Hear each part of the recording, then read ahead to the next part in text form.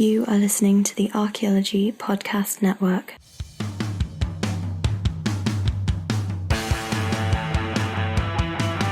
Welcome to Archaeotech, episode 18. On today's episode, Chris Sims and I discuss GIS apps for smartphones and tablets. Most of the ones we're talking about we've used on Apple platforms, although they are usually available on Android platforms as well. If you've got any recommendations for GIS apps you've used and that do what we say we want them to do in this episode, then leave a comment on iTunes, leave a comment on the website, or talk to us on our various social media platforms. All right, on to the show.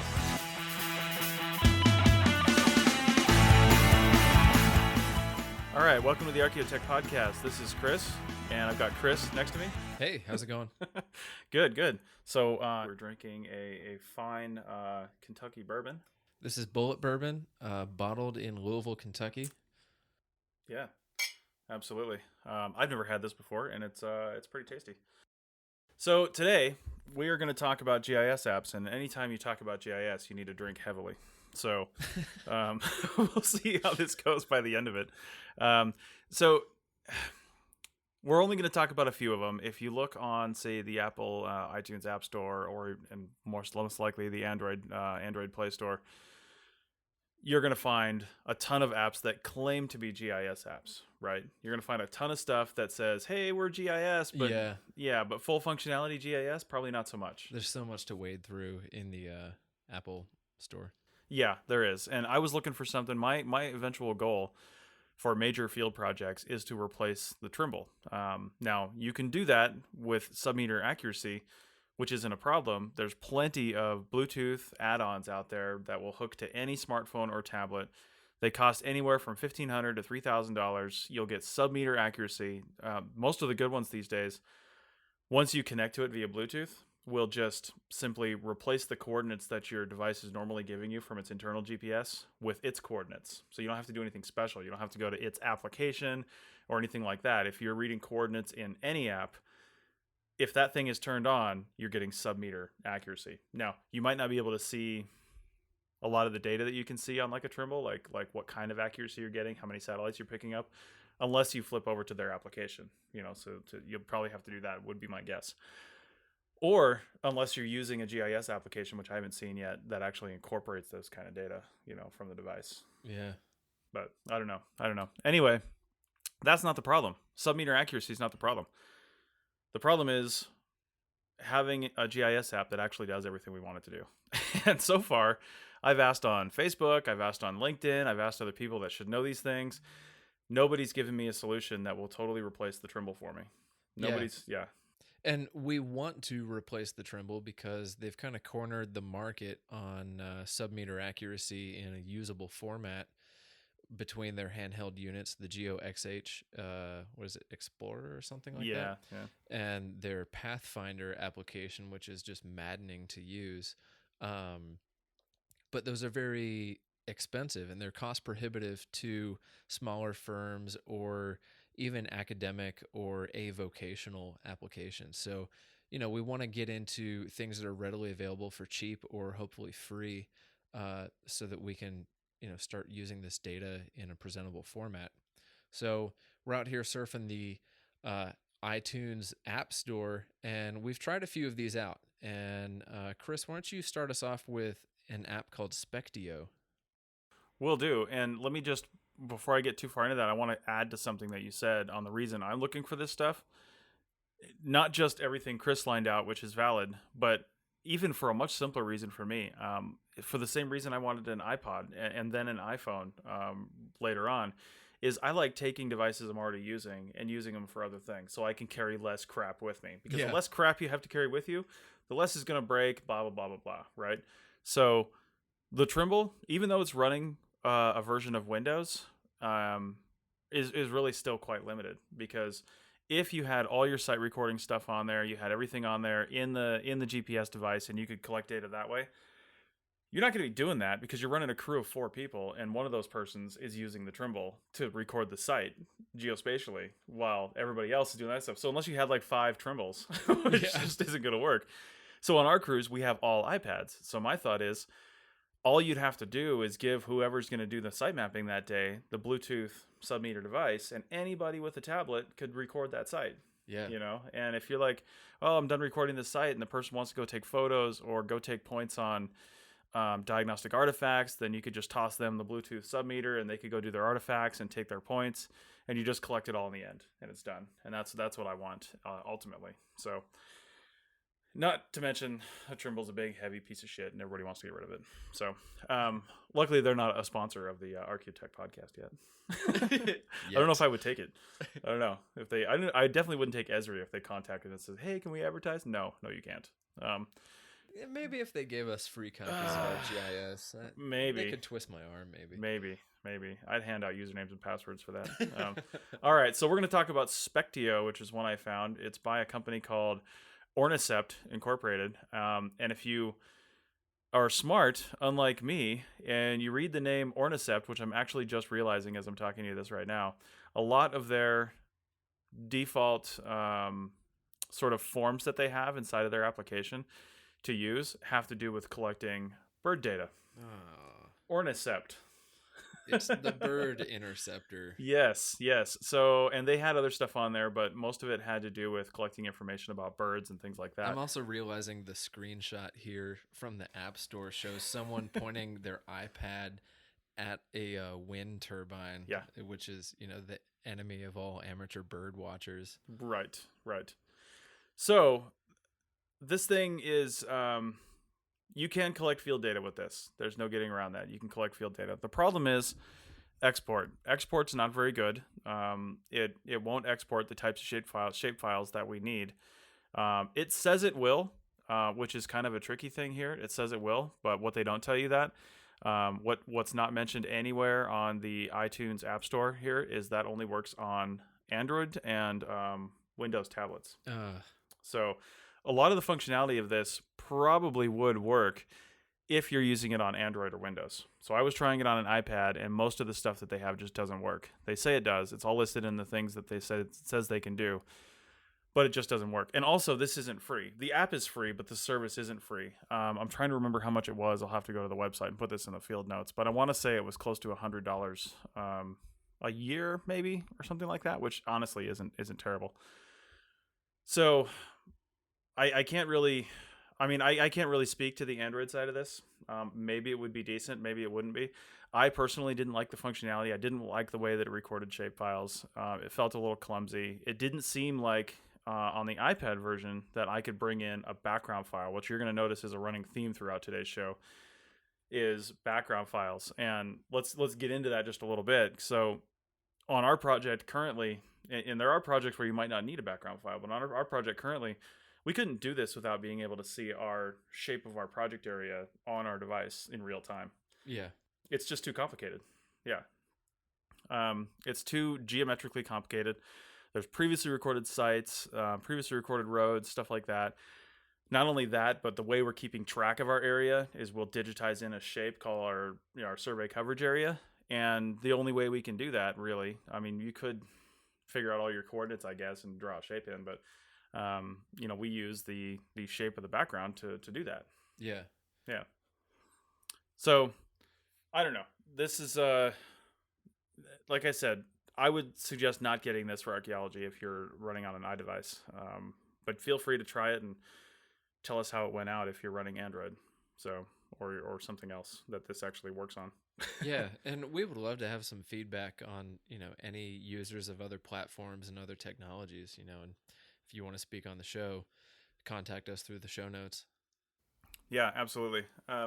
One other thing, I did actually speak to the people behind Ornicept, behind Spectio, and that's SPECTEO. It's all in the show notes. I actually spoke to them. They're a really small company. I think they're out of Minnesota, judging by the accents I got on the phone, but or somewhere around in there. And the thing about them being a small company is not that big a deal, but when you're talking about a small app developing company that's trying to, that has a free app, but that actually doesn't work unless you pay for the subscription, I could see how that could fail easily. Like if they don't get enough users, they just fold, and all of a sudden you're not supported anymore. Yeah. So there's always that. All right, well, let's move into another one. we've got one here that Chris has used that you guys have probably all heard of, and it's ArcGIS by Esri. So go ahead, Chris. Tell us a little about this. Yeah, so Esri, as anybody who's used a GIS platform, probably the ArcGIS platform that dominates the GIS scene, um, they have an iPad-friendly version of ArcGIS, and it's pretty good for quite a few functions. It's not as powerful as the Windows-based um, ArcGIS platform. And I'm just looking now at the notes on the Apple App Store. This thing is also available for the iPhone as well as the iPad. And so I use this personally in a study I did on urban community gardens. And it was really good. One of its big strengths was pulling out demographic data for discrete areas. So if you can form a polygon in the app, you can pull out all of the demographic data for it. So in this case, in the urban community garden, I would locate the community garden and then try to pull out demographic data from the neighborhood surrounding it. Wait, hold on. This is data coming from Esri's database? No, it was coming from census data. So they're pulling in layers from the most recent census, and you can even look back in time if you can find the data file, which brings me to one of the weaknesses is it's really, really clunky to find layers and files. It's just not very efficient to use in the field or even, back in your office or home, wherever you're finding the stuff that you need to go out in the field with. That being said, like you kind of need to have everything lined up before you go out in the field, which makes it not very functional in the field. But when you're gathering stuff out in the field and then coming back, which is kind of the way I did, I would find points and make polygons and then work with them after the fact. That's not very functional for most archaeological applications, though. Another weakness is that you can't easily import background files, which is something Chris mentioned earlier.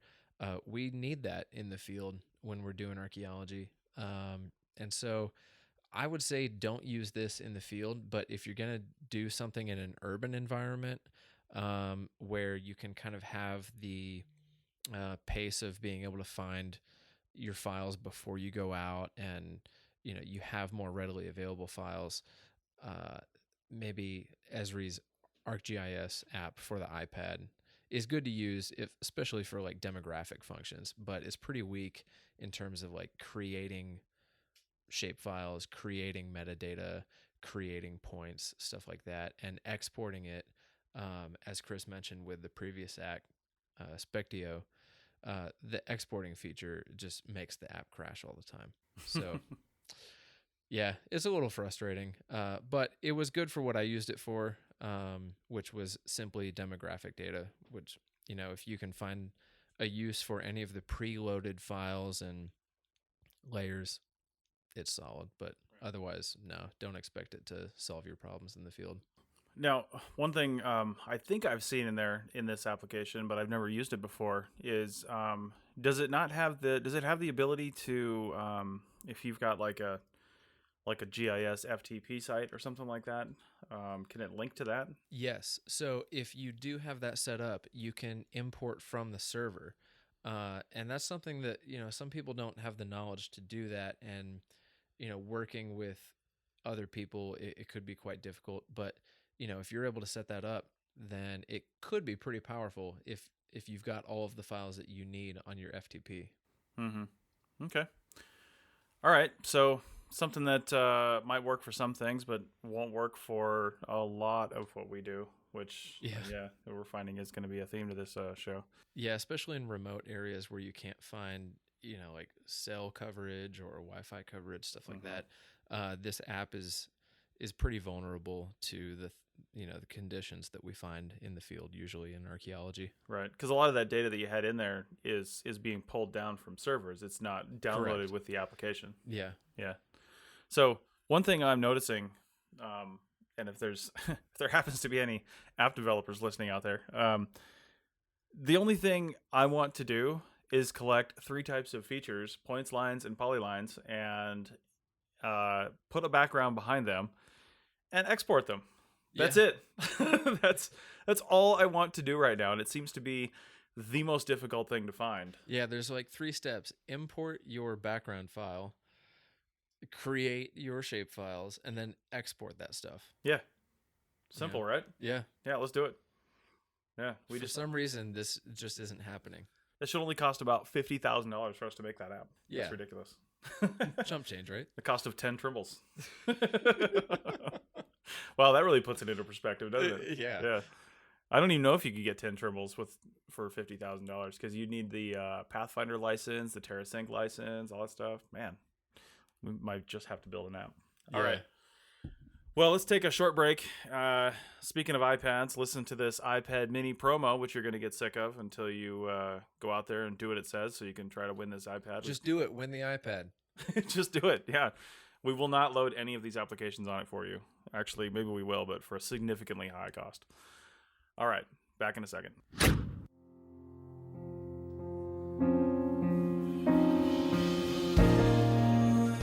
Hello, everyone. Chris Webster here from the Archaeology Podcast Network, and we're giving away an iPad Mini 4 to one of our listeners.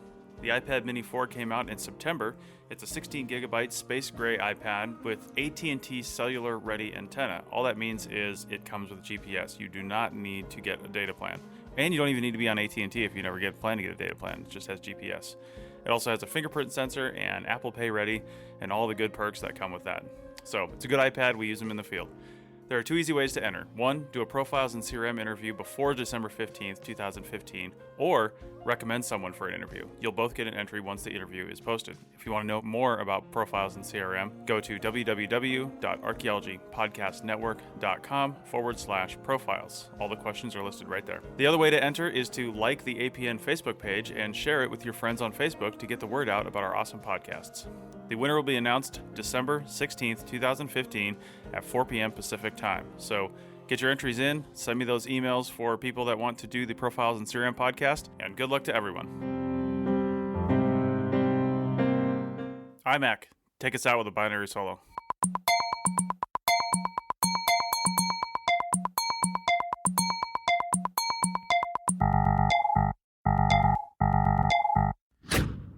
Okay, we're back, and we're going to finish up and talk about 2 more applications, one of which is a GIS app. The other's not, but it's still fantastic.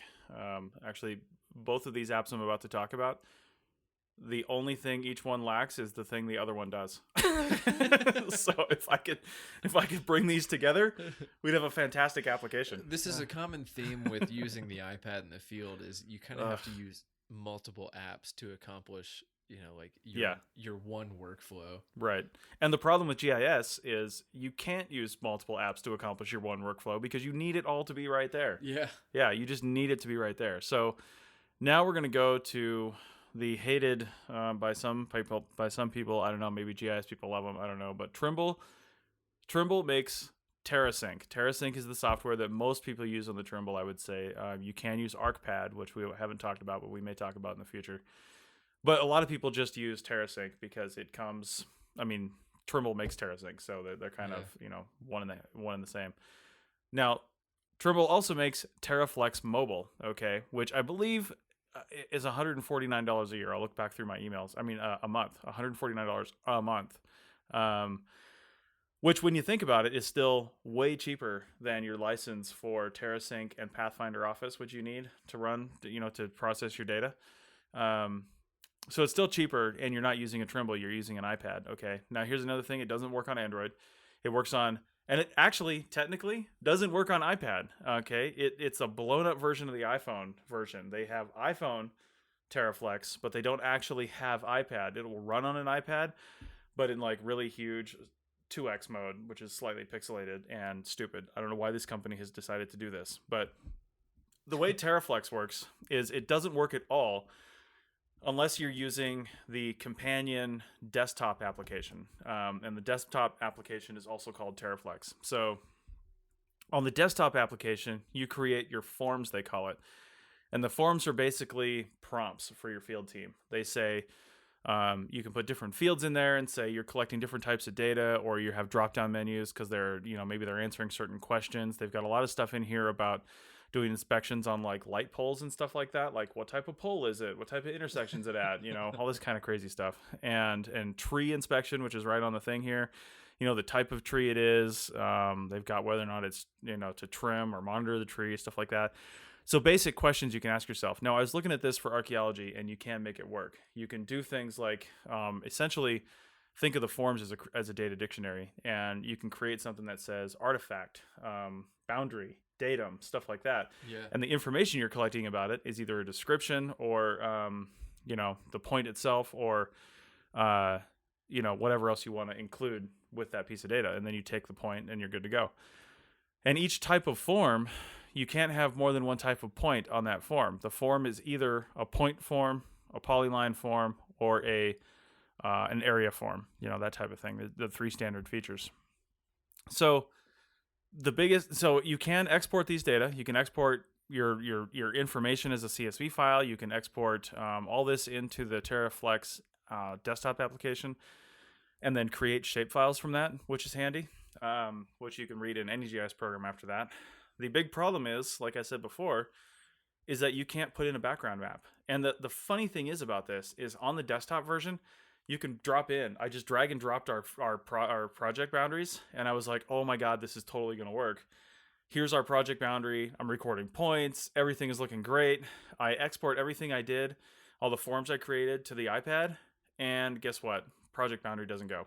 That tab that you can see on the online version doesn't exist on the iPad version. It's just gone. And I called them up. I texted, emailed back and forth with their support department. And I was like, really? You can't do this? There's no way to bring in like a background? And she's like, well, you can convert your background shapefiles into a form, like they call it, and then import the form. But that doesn't help me because I can't record anything on top of that. I can just go look at it occasionally, but I can't look at, on the same screen, I can't look at the points I've collected, and I can't look at my background shapefiles. Say previous points I've collected and points I've collected. I can't look at them simultaneously, which makes it useless. Yeah. Yeah. It also makes it useless to like citizen scientists who, like hopefully we could take some of this technology out to the public, for them to record if they're out in a national park or state park and they happen to find artifacts. It would be really cool if, these apps that are available to the public at large could also help us protect and save resources and, maybe even gather some useful data along the way. Right. But in this case, like not even the scientists like paying to use this thing can use it for what they're trying to. Right. And what this looks like to me is a clear case of a company, a big company that has the ability to hire developers in-house and create something on a very shoestring budget and say, you know what? The buzzword out there right now is apps. Guess what we don't have? An app. So they hired these developers. They created this application that does the obvious things, but it doesn't do anything useful. Yeah. And that's what it feels like to me. That's what it seems like. It seems like it's very minimal and it was not very well thought out. That being said, it seems like, one of the common things in app development these days is MVP, minimum viable product. And it's better to have good than perfect is a phrase you'll hear a lot of times. And if that's the case, now this was last updated on October 15th, 2015, which is a really good sign, which means they're still working on it. I like to see that. That's also only 3 weeks after iOS 9 came out, so that's probably all they did was make sure it wasn't going to crash in iOS 9. Yeah, check out the last version for the ArcGIS app. It's embarrassing. August 6, 2013. That is an unsupported application. Obsolete. How does it even run on iOS 9 is the question. It's probably not going to. I don't think it does. Later. It says compatibility, iOS 5 or later. I'm guessing they haven't changed that in a while either. No. So anything compatible with iOS 5 is probably going to crash on iOS 9. Yeah. Yeah. Or that tells you how ridiculously simple this app really is. Yeah. All right. Simple, i.e. lacking features. Yeah, exactly. So anyway, what more can I say about this? I think it'll I think it's an interesting application if you've got very specific things to do. Quite honestly, I think it would work well for shovel testing. If you didn't need to have your background on there and you had like just like a paper map or whatever that showed you where your boundaries were, and you just wanted to collect shovel test data, you could actually turn these forms into your shovel test form and collect the point. Yeah. You know, I think it would work well for that, but it doesn't work well for our block survey purposes and major site recording purposes, just because you need to be able to see the background. You need to be able to see what you've done, you know, and you just can't do that with this. It's not possible. So, and it's expensive.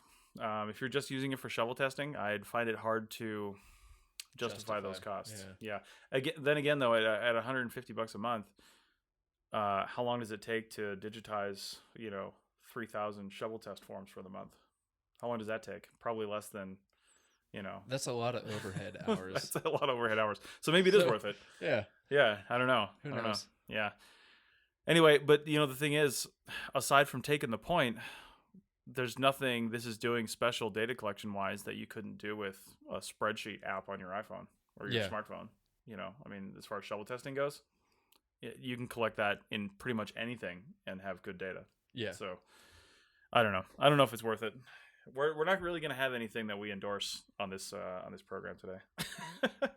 Yeah, this is a rare episode where we complain about things and everything sucks. Yeah. This is a call for cry for help is what it is. It is. We just need a simple application that works. There's probably not another episode after this because these apps make us sad. That's right. All right. So the last app we're going to talk about is one that it really, I hesitate to say it really has anything to do with GIS. It depends on how you define GIS, but it's basically a mapping app, a map display app. The nice thing about, first it's Motion X GPS, and they've got a couple different versions on the App Store. You can get the paid version, which is Motion X GPS. There's one that just like displays maps. It's like a GPS app for your car or something like that. It'll show you navigation, stuff like that. Yeah. But the one I've got, and I've got on all of our tablets, you can easily drop in.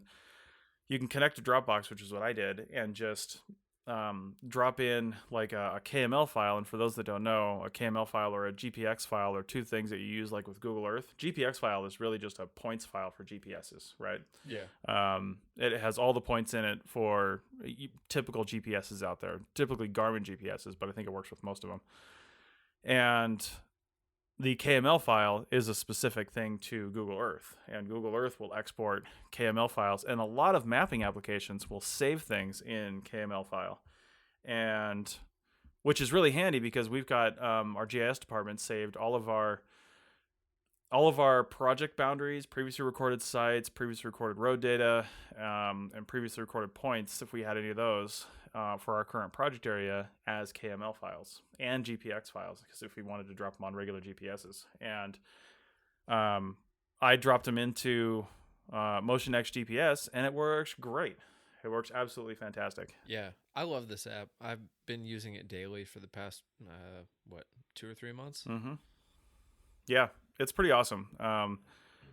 It's now the one thing you can't do with this is you can't actually record data. You can take a waypoint, but you can't record a shape. You can't do anything like that. So you can't do any recording with this. So this is what I said. It does the one thing Terraflex doesn't do, which is allows you to drop in a background, right? Yeah. The other thing is it's got GPS, but of course it's the accuracy of your tablet or whatever you're using. If you had a sub-meter Bluetooth antenna, then it would retain that accuracy, which is nice. Yeah, so its best use seems to be how we're employing it, which is all of our field techs have an iPad with Motion X GPS loaded into it, and you don't need a cell signal because if it's built in with a GPS receiver, then it has basically a plus or minus 5 meter accuracy. Mm-hmm. Some days, some areas, it has less accuracy. But with our field techs being out there surveying, it really helps them out in understanding the project area and how far they have to go and all that. Especially if you have very complex shapes to cover. Mm-hmm. So it's really good for employing across the base with your field techs. But as far as your person in the field who's recording data, this probably isn't your powerhouse app to rely on for, recording anything. Right. I would say if you're using tablets in the field, first off, nice job. Second, if they're GPS enabled tablets, which means they are cellular enabled tablets, you don't have to have a cellular data plan, but being a cellular enabled tablet gives you the GPS antenna. Otherwise, Motion X just simply won't work. So even if you tether it to your smartphone, the location kind of works, but it's really flaky. It doesn't work very well. Yeah. So you really need a GPS enabled tablet. And one of the things I like about it, we've got a lot of really funky shape areas. And when we're running a north-south transect and coming up to a really steep line or something like that, traditionally, you'd have to have either the person with the Trimble on the part that's going to hit the line first, and then they'll walk up the line at an angle and stop people and say you're on your line. Or more complicated, you could figure it out ahead of time and tell everybody what their stop coordinate is, assuming they all have a regular GPS. Or everybody on my crew has iPads, and when we're getting close to the end of the line, usually we can tell because it's almost often landform based out here. Not always, but sometimes it is. And we can be like, we know we're getting to the end, flip on your Motion X GPS. It takes a couple seconds to acquire, and then you can stop yourself on your line. And you don't need anybody else to do it for you. And you can line yourself back up too, without any sort of other GPS and just this. Yeah, so it lets you move quickly in the field and somewhat accurately as well. Mm-hmm. So I recommend it. There's one other thing I didn't talk about. So it's kind of a funny thing, and I don't know why they did this. It might be a copyright or privacy issue or something like that, but one of the things you can do is cache maps, okay? Now, when you look on this thing and you look at the map options, there are lots of options. There's lots of road options, lots of terrain options, lots of... I'm pouring more bourbon, so I can't talk right now. Lots of satellite options. So you got Bing, Google, Apple. Motion X has their own versions, and you can choose from any one of these. The problem is when you cache your maps, and when you cache a map, you can choose the size, like a round, radius around whatever point you want. You can say, I want a 10-mile, 15, 20-mile radius around this point. And then you can choose your zoom levels, your maximum and your minimum zoom level that you want to be able to attain with that cached map, because that's going to decide the size of your cache. If you don't have a lot of space on your device, maybe you don't need to be zoomed all the way out. Maybe you don't need to be zoomed all the way in. Who knows? Yeah. So you can set those zoom levels. The problem is, the only thing it will cache is the shitty, featureless Motion X roadmap, right? It's so frustrating, especially if you're in remote areas. Yeah. Like, your ideal background is a 1 to 24,000, 7.5 minute USGS topo quad. And you're not going to get that on Motion X GPS. Right. Yeah. It's just the map that it gives you, especially for the place that we're at, which is classified military installation. There's not a lot of information on the map for where we need to be.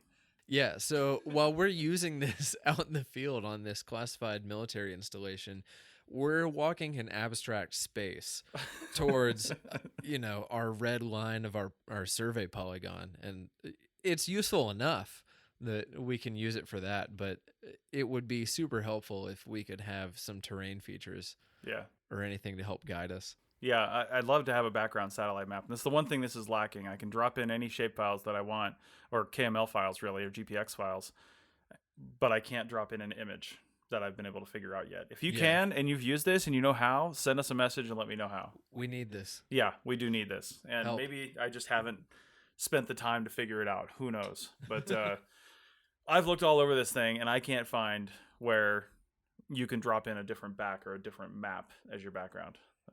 So anyway, I think that's it. It's somewhat of a short episode this time. Like I said, we're not going to do our favorite apps, but if you have any ideas for things you want us to talk about, or you want to be a guest on our show because you're using some sort of awesome technology and you want to come in and talk about it, then feel free. Any closing thoughts on GIS apps? Nope. There's a lot of ground to cover. No pun intended. Oh my God. All right, and one more quick thing on Motion X is it is for Apple devices only. It works on iPhone. It works great on iPad. There's special apps for both, so it's not like one app that tends to work on both. It's designed for the iPad or designed for the iPhone, and it works really well. All right, so that's it. Like I said, send us a message, and don't forget to go and either submit an interview or request for an interview for the Profiles in CRM for that iPad, or go like and share the Archaeology Podcast Network's Facebook page. All right, see you in 2 weeks. That's it for another episode of the Archaeotech Podcast. Links to some of the items mentioned on the show are in the show notes for this podcast, which can be found at www.archaeologypodcastnetwork.com/Archaeotech. If you like the show and want to comment, please do. You can leave comments about this or any other episode on the website or on the iTunes page for this episode. You can also email us at chris@archaeologypodcastnetwork.com or use the contact form on the podcast webpage. If you'd like us to answer a question on a future episode, email us. Use the contact form on the website or tweet your questions with the hashtag Archaeotech or tag @ArchPodNet in your tweet. Please share the link to this show wherever you saw it. If you'd like to subscribe to this podcast, you can do so on iTunes or on Stitcher Radio. You can also type the name of the podcast into your favorite podcasting app and subscribe that way. Don't forget to go over to iTunes and leave a review of the show. It helps us get noticed so more people can find our podcast and benefit from the content. Also, send us show suggestions and interview suggestions. We want this to be a resource for field technicians everywhere, and we want to know what you want to know about.